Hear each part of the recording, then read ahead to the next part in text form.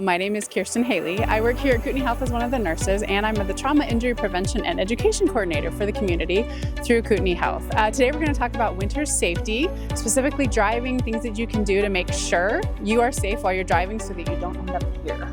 I have a couple cars who've been overnight in the hospital in the parking lot, and there's some things that we want to watch for to make sure that when you're getting ready to go, with the snow falling right now, it's not heavy, but as it gets heavier, if you're stuck somewhere, you have your driveway, things like that, and you're headed out, we want to make sure that things are clear. Like this side right here looks good. You can see out this window, but here it's starting to get a little bit icy. It's getting the snowflakes that are going to build up. Depending on how much snow we get, you're going to have a good layer. We want to make sure we clear it all off, specifically the top. If you're tall enough, you can scrape off the top and clear that, because we want it not to blow all the way back into everybody else's view and then covers your back window as well.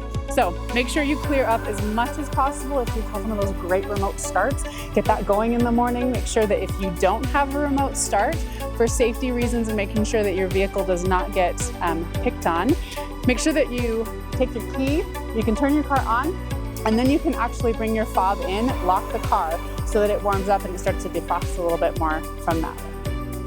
The other thing we want to make sure is that your tires are clear and you're ready. So the tread, make sure that that looks good before you start to get on there. This one's doing pretty good, but you also want to make sure that snow that's built up here is getting taken off as well. So you know how we get that nice little build up from the cars as you're driving?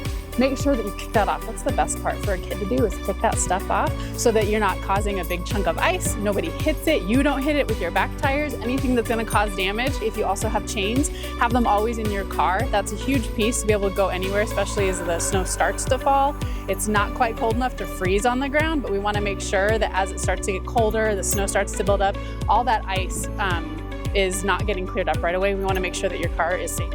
One of the other things that we want to make sure you do is for kids. We have great car seats for them and they're fantastic, but we don't want to put a big poofy jacket on top of them and then put them in the car seat with those harnesses. That actually gives too much layer between the car seat harness and protecting your kiddo. So take one of those jackets off and you can put that jacket on the outside of the harness. That's a great place to be able to keep them still warm, or a blanket. That way they're still protected and then the harness of the car seat does its job.